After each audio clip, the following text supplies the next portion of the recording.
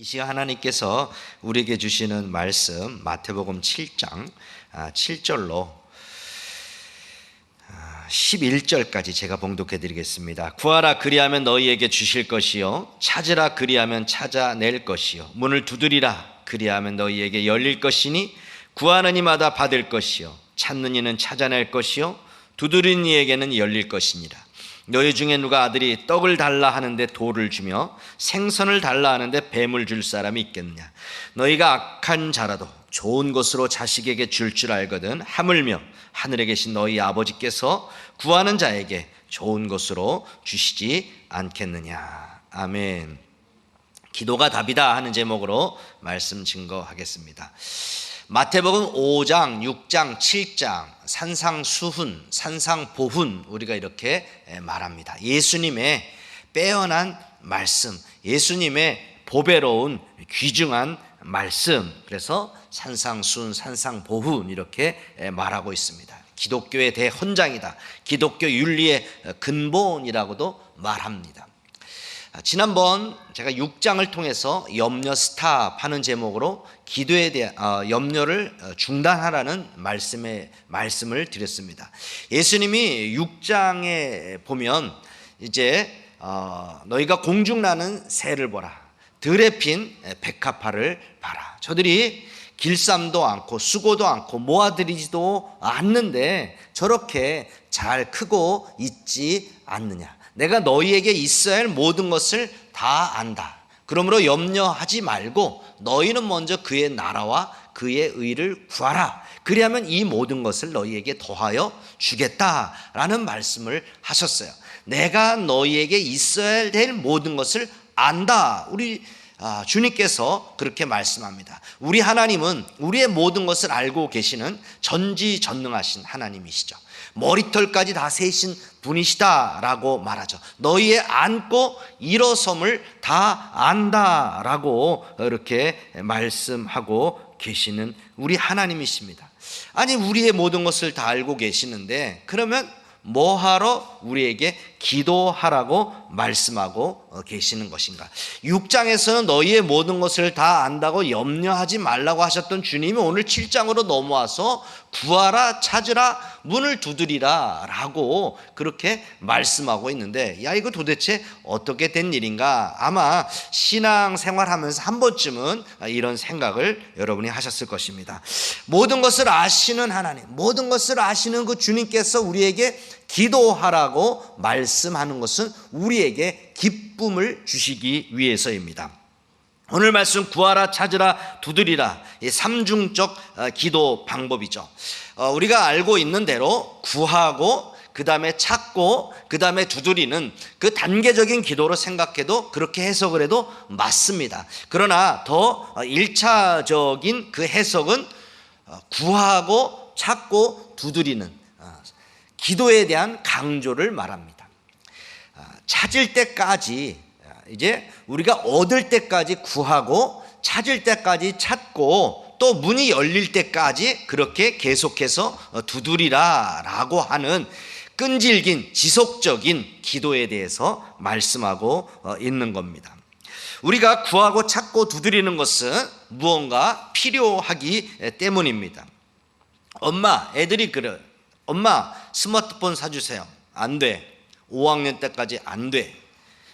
5학년 때까지 기다렸어요. 엄마 저 5학년 됐으니까 스마트폰 사주세요. 그래서 엄마가 투지폰을 사줬습니다. 그래서 감사하다고 좋다고 그것도 감지덕지하면서 다니다가 어느 날 엄마 나만 투지폰이야. 스마트폰 바꿔줘. 그러죠. 안 돼. 너 그거 가지고 맨날 게임할 거 아니야. 지금도 그거 가지고 게임하는데 안 돼. 아빠한테 갑니다. 아빠 스마트폰 사줘. 엄마한테 얘기해. 엄마는 당연히 안 되죠. 딸이 계속 아빠한테 아빠 나만 투지폰이야 사줘. 여보 애 좀 스마트폰 바꿔주지. 그래. 안 돼요. 게임만 해서 안 돼요. 우리 집 얘기를 하는 걸 이렇게 자연스럽게 잘하고 있습니다. 네. 그래서 결국에는 이제 딸이 와서 얘기를 하죠. 사달라고. 좀 사주고 그래. 알았어요. 이제 사주게 됩니다. 그때부터 이제 전쟁이 벌어지고 후회를 하게 되는데요. 자, 어렵게 그 애들이 핸드폰을 그렇게 받은 애, 5학년이 돼가지고 받은 애하고 아빠 핸드폰 바꿔주세요, 핸드폰 사주세요 했을 때 턱턱 사줘서 받는 애하고 누가 더 기쁘겠냐 하는 것입니다. 여러분 중에 이런 부모님 계십니까? 어느 사우나 탈의실에서 있었던 일입니다. 막 전화벨이 이제 막 울리는 거예요. 어떤 분이 핸드폰을 놓고 저쪽에 화장실을 간 거예요. 전화벨이 막 울려요. 계속 울리니까 사람들이 짜증나잖아요. 이렇게 봤는데 이제 아들 이렇게 돼 있는 거예요. 그래서 이제 딱 스피커폰으로 이렇게 딱 눌렀어요. 그랬더니 이제 거기 나오는데, 아빠, 딸이에요. 아빠, 나 여기 AK 아픈데 스마트폰 바꿔도 돼? 응, 그래. 뭐 이 귀에 꽂는 제가 이름을 잃어버렸는데, 뭐 이어폰이 20만 원인데 10만 원에 준대. 이것도 할까? 응. 근데 아빠, 너 요 앞에 나이키 신발 40% 세일하는데 살까? 응. 아빠, 나 오늘 친구랑 놀다가 밤 12시 안에 들어갈게. 응. 여러분, 이게 정상적인 부모입니까? 그 다음이 더 웃겼어요. 이 핸드폰 누구 겁니까? 이해가 되세요? 자기 딸이 아니니까 제가 무슨 말 했습니까? 응 4번밖에 안 했어요. 그냥 응만 대답을 한 거예요. 내 딸이 아니니까 어떻게 되든 상관없어요. 스마트폰을 바꾸든 뭐 이어폰을 사든 밤 12시에 들어오든 내 딸이 아니니까 달라는 대로 다 줘버리는 거죠. 이런 이제 에피소드인데요.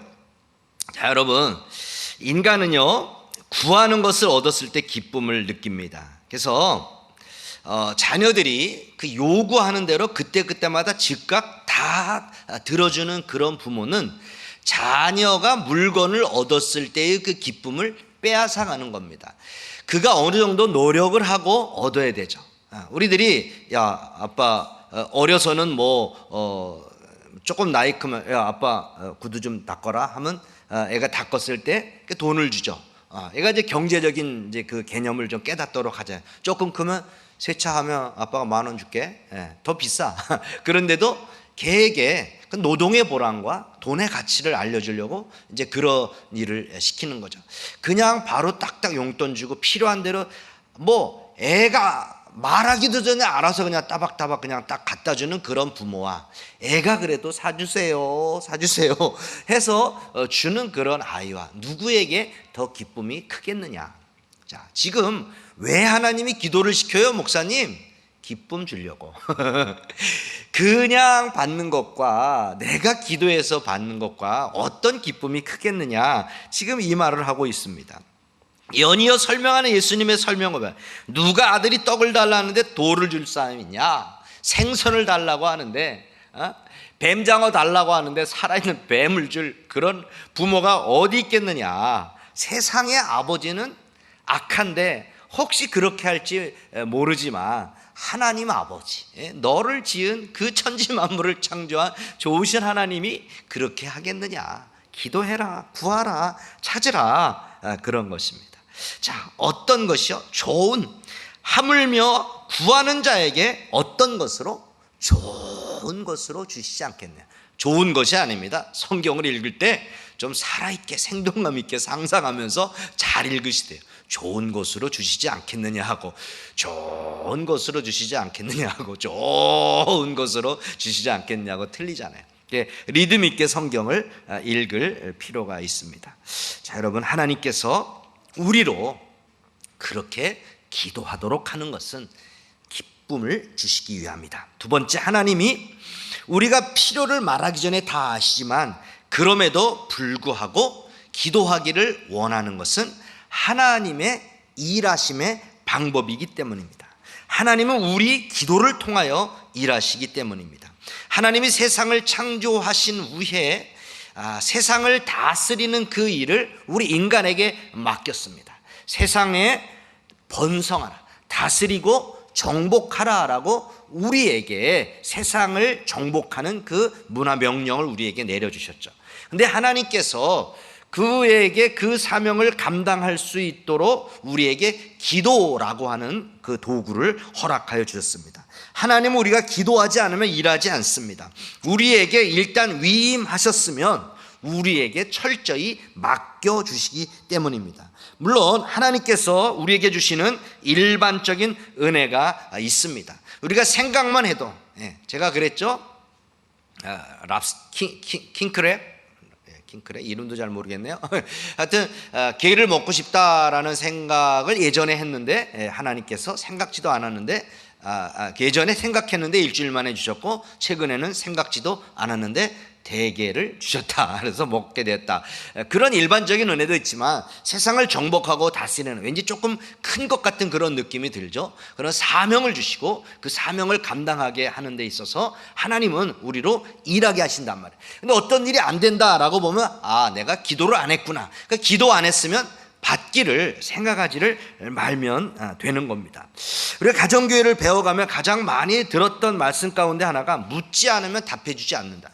이 생명의 삶 하면서 이걸 어떻게 해야 되냐, 수료식을 어떻게 해야 되냐, 이름 뒤에 명칭을 붙이냐 안 붙이냐, 다들 안 붙였는데 좀 붙여야 되는 것 아니냐, 이렇게 그러니까 크지도 않은데 문득문득 그 중요한 그 질문들이 참 많이 있더라고요. 그럴 때마다 묻지 않으면 대답해 주질 않으니까 그럴 때마다 바로 카톡하고 전화하기도 미안해서 참 답답하게 넘어갔던 그런 경우가 있는데요. 그래서 그런 서운한 마음이 좀 있었어요. 근데 이제 그런 서운함을 이야기했더니 말하지 않으면 대답해 주지 않기 때문에 그런 마음이 있었냐고, 그 뒤로부터는 좀 저의 눈치를 보고 알아서 잘 이렇게 섬겨주시는 이제 그런 또 선배 목사님이 계신데요. 목자 목녀님들에게도 마찬가지입니다. 맡겼기 때문에, 목장을 다 맡겼기 때문에 목자 목녀님들이 알아서 위임하도록 그렇게 놓는데, 제가 알아서 먼저 많이 가르치지 않으려고 제 스타일상 묻기 전에 말해주고 요청하기 전에 해주는 발빠른 저의 스타일을 많이 지금 절제하면서 저도 이 시스템에 지금 노력을 하고 있습니다. 그래서 여러분이 목사님 이런 상담이 있는데 라고 했을 때 제가 목자 목녀님하고 상의가 된 일입니까? 라고 그렇게 물어볼 것입니다. 그래서 그거 좀 곤란하다라고 했을 때는 제가 비밀을 지키면서 제가 받아주겠지만, 가능하면 목자 목녀를 거쳐서 목자 목녀님이 저에게 연락하도록, 그래서 상담하고 어떤 신방이나 어떤 일을 하도록 그렇게 하려고 합니다. 그래서 여러분이 목사님이 변했다라고 하지 마시고 교회의 질서를 잡기 위해서 그렇게 하고 있구나라고 이해해 주시면 되겠습니다. 하나님은 우리에게 이 땅을 당신의 형상으로 지어진 독립체라는 것을 인정하시고 그의 결정권을 철저히 존중해 주십니다. 그래서 도움을 청할 때까지는 주시지 않아요. 야고보가 이걸 잘 설명했는데요. 너희가 얻지 못하면 구하지 아니하기 때문이다. 구하여도 받지 못하면 정욕으로 쓰려고 잘못 구하였기 때문이다. 우리가 잘못 구하지 않으면, 어린아이가 종이와 수표를 구별하지 못하는 애가 수표를 달라고, 칼을 달라고, 가위를 달라고 하는 그런 기도를 하지 않는 이상, 하나님은 우리가 필요로 하면, 우리에게 주어도 된다라고 생각하면 우리에게 허락하시는 그 하나님입니다. 하나님이 기도를 통해서 일한다. 하나님은 우리가 기도하지 않으면 아무 일도 안 한다. 제가 성경으로 하나의 증거를 대보겠습니다. 출애굽기 14장에 보면 이스라엘 백성들이 애굽에서 나와서 홍해 바다 앞에 서게 됩니다.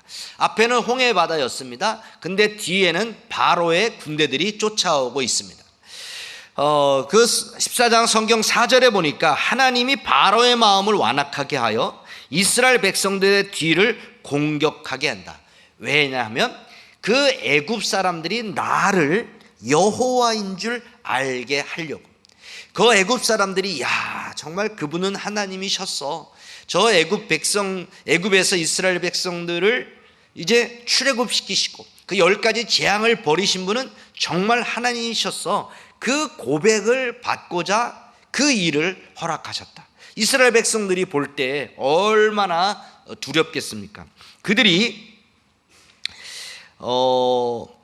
심히 14장 10절에 보니까 심히 두려워하여 여호와께 부르짖었다라고 말합니다. 얼마나 두려웠겠어요. 앞으로 나갈 수 없죠. 뒤는 쫓아오고 있죠. 그 두려움 가운데 하나님 앞에 부르짖고 또 모세도 기도를 합니다. 그 뒤에 보니까 하나님께서 야, 넌 어찌하여 내게 부르짖고만 있느냐. 이스라엘 자손에게 명령하여 앞으로 나아가게 하라. 기도한 모세를 봅니다. 그냥 내버려도 되잖아요. 자, 출애굽시켜. 내가 약속의 땅으로 이끌어 줄게. 하나님께서 분명히 약속하셨어요. 백성들이야 뭐 두려우니까 기도할 수 있겠지만 모세 어차피 따놓은 당상이에요. 하나님께서 하라는 대로나 가기 싫다고 했는데 가라고 해서 순종해서 가고 있으니까 알아서 해주시겠지라고 할 수도 있지만 모세는 하나님 앞에 부르짖어 기도를 했습니다. 그 이후에 출애굽해서 그들이 이제 17장에 가면 르비딤에 이르렀을 때 물이 없어서 원망하고 불평합니다. 그때 하나님께서 뭐라고 합니까? 야, 너 지팡이, 손에 지팡이를 잡고 가서 반석을 쳐라. 그러면 물이 나올 것이다. 그냥 하나님께서 물 나오게 해주시면 안 되는 거예요.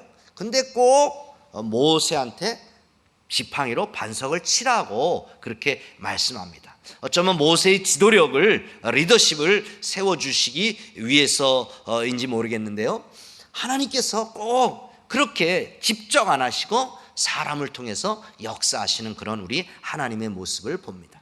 그러니까 사람의 응답이다, 이런 얘기 우리가 다니엘 기도회를 통해서 많이 보고 있지 않습니까? 하나님은 직접 나타나지 않고 사람을 통해서 역사하십니다. 하나님은 응답할 때 사람을 통해서 응답하시는 그 하나님을 보게 됩니다. 하나님이 우리로 일하게 하시는 것은 하나님의 그 일하심의 방법입니다. 하나님이 여러분을 통해서 하나님의 일을 이루시는 것을 믿으시기를 바랍니다. 여러분이 대신 그 하나님의 말씀을 가지고 그 사람에게 찾아가서 그를 위로해 주시기를 바랍니다. 하나님이 여러분의 손을 통해서 그 사람에게 먹을 것, 입을 것을 채워주라고 하면 여러분이 하나님이 손이 되어서 그 사람에게 찾아가시기를 바랍니다. 하나님이 왜 기도하게 하실까? 다 알고 계시는 하나님이신데 왜 기도하게 하실까? 우리로 그 일을 이루게 하시는 하나님의 방법이기 때문입니다. 그러면 우리가 어떻게 기도해야 되겠습니까? 절박함을 가지고 기도해야 됩니다.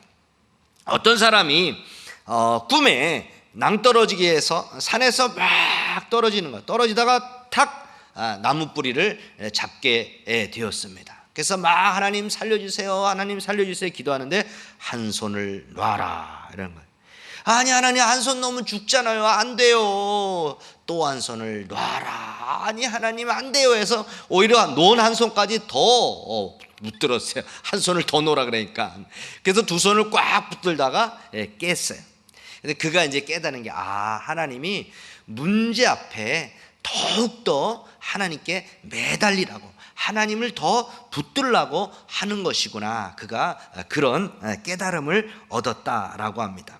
오늘 이렇게 본문을 보면 여러분도 아마 동일하게 아마 성경 진력이 있기 때문에 누가복음 18장의 그 과부의 이야기가 자연스럽게 아마 떠오를 겁니다. 예수님이 기도에 관해서 한 비유를 들으셨는데 그 억울한 과부, 어떤 동네에 과부로 혼자 살던 한 여인이 억울한 일을 당했습니다.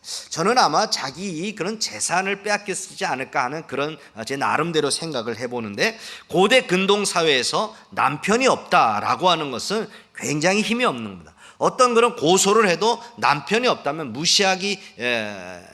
무시를 많이 당하는데요. 그 성경에도 그렇게 누가복음 18장에 보면 그 판사에 대해서 하나님을 두려워하지 않고 사람을 무시하는 그 모습으로 표현이 되어 있습니다. 웬 여자가 그렇게 고소를 해서 재판을 진행을 시키니까 재판을 열어줘야 되는데 열지를 않고 계속 차일피일 미루고 있는 겁니다. 오늘날 같으면 이제 그 여인이 가서 피켓을 들고 시위를 하는 겁니다. 내 재산 돌리도 억울하다, 재판을 빨리 해달라라고 그렇게 1인 시위를 하고 있었겠죠. 그러다가 그 재판관이 지나가면 바지를 잡고 빨리 재판해달라고, 나의 이 억울함을 해결해달라고 그러지 않았겠습니까? 그 성경에 보면 어떻게 나와요?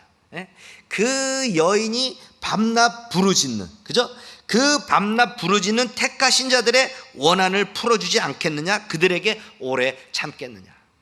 뭐 진실 아님, 뭐 OX 이런 거를 떠나서 너무 귀찮으니까, 억울하니까 그 여인의 그 억울함을 풀어주지 않겠느냐, 우리 주님이 말씀하고 있습니다.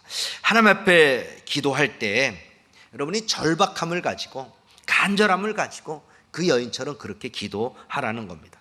사도행전 12장에 보면 베드로가 옥에 갇혔을 때 그를 위하여 간절히 하나님께 기도했다. 얼마나 됐는지, 몇 날 며칠 됐는지 모르는데 간절히 기도하는데 밤을 새워가며, 헤롯이 잡아내려고 하는 그 전날 밤을 새워가며 성도들이 기도했을 때 베드로가 풀려나는 그런 역사가 있었습니다.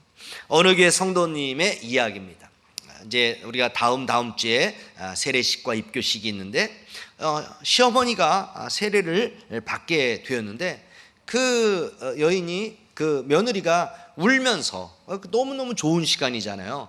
울면서 복도로 나아가서 계단 앞에서 울고 있는 겁니다. 아니, 여기서 그 전도사님이, 여자 선생님이 따라와서, 아니 이 좋은 날에 왜 그렇게 울고 있느냐라고 하니까, 저는 20년 동안 매일 기도했거든요. 그러니까 기쁘지 않냐. 근데 하나님께 너무 죄송했어요. 제가 어머니를 포기하려고 했거든요.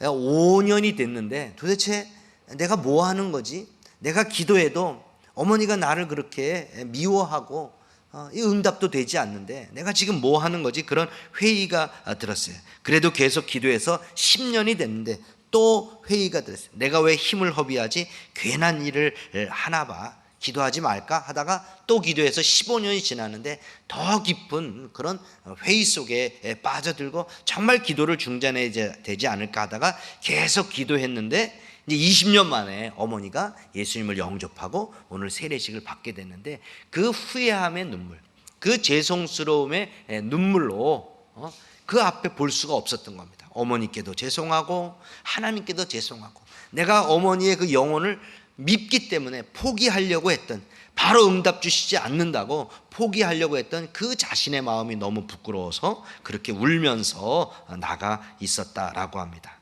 사랑하는 여러분, 하나님 앞에 기도하시기를 바랍니다. 구하고 찾고 두드리고, 이 원어적인 것으로 보면 계속, 쉬지 말고 구하라, 계속해서 찾아라, 끝까지 두드리라. 이거를 원어적인 면으로 보면 그 뜻이 그 안에 더 깊이 들어 있습니다. 여러분이 구하시는데 얻을 때까지 구하시기를 바랍니다. 찾으시는데 찾을 때까지 기도하시기를 바랍니다. 문을 두드리는데 열릴 때까지 두드리시기를 바랍니다. 한나는 성전에서 아들을 얻을 때까지 간구했습니다. 야곱은 하란에서 라헬을 얻을 때까지 7년을 수일 동안 기쁘게 일했습니다. 모세는 바로 왕이 이스라엘 백성들을 내어줄 때까지 계속 줄다리기를 하면서, 협상을 하면서 그가 나아갔을 때 그런 출애굽시키는 응답을 받았습니다. 여호수아는 아엘람 골짜기에 태양이 멈출 때까지 기도했습니다. 다윗이 이스라엘 왕위에 오를 때까지 사울을 참아냈습니다. 엘리야는 머리를 무릎 사이에 넣고 비가 올 때까지 기도를 했습니다. 만약에 여기서 언급했던 그들이 중도에 기도를 멈췄다면 하나님의 응답의 역사는 없었을 것이고, 오늘날 성경에 응답되는, 성경에 기록되는 그런 역사는 없었습니다. 그가 끝까지 기도했을 때 그런 역사가 있었던 것입니다. 여러분이 포기하지 않고 하나님 앞에 절박함을 가지고 간절하게 구하고 찾고 두드릴 때 오늘 말씀에 있는 그대로 좋은 것으로 채워질 줄 믿습니다. 성경에 나와 있는 표현으로 보면 부족함이 없이 채워질 줄 믿습니다. 넘도록 채워주실 줄 믿습니다. 후히 주실 줄 믿습니다. 어떤 목사님이 그런 말씀을 하셨어요. 요즘 같은 시대에 애들을 학교에 보내놓고 기도하지 않는 부모는 계모다. 기도하지 않는 엄마 아빠는 계모 계부다. 요즘 같은 시대에 남편을 회사에 보내놓고 기도하지 않는 사람은 자기가 나가서 돈 벌겠다고 하는 것이다. 그래서 깔깔깔거리고 웃었지만 뼈가 있는 농담이라 참 많이 깊이 새기게 되었습니다. 기도의 사람 E.M. 바운즈가 이렇게 말합니다. 우리가 일할 때는 우리가 일하지만 우리가 기도할 때는 하나님이 일하신다.